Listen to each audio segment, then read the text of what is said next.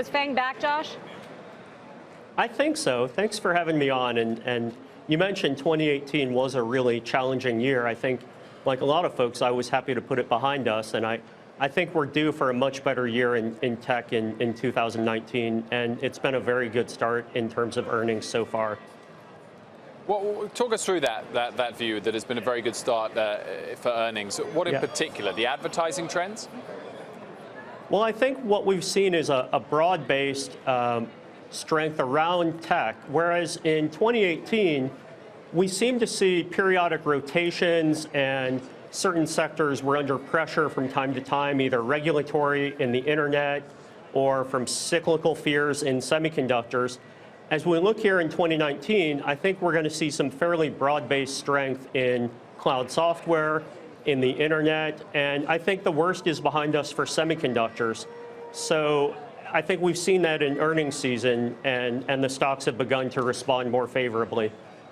Yeah, the semi call is interesting because they were among the hardest hit, as you know, last year. Real bounce back, especially today. Skyworks is the latest that's up double digits. But why are you so sure that the cycle, the downturn is over?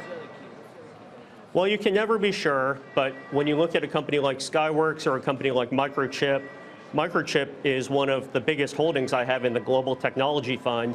They've been through cycles like this before.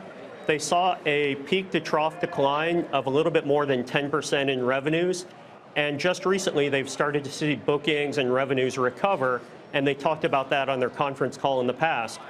Now, it would be one thing if they had never been through cycles before, but this is an experienced management team, a really well-positioned company, and I think it's worth putting merit behind what they say. Josh, you don't like Apple, though. Why is that? Yeah, I think Apple just has a bit of an issue where with price points and market saturation, it's very challenging for them to grow the business.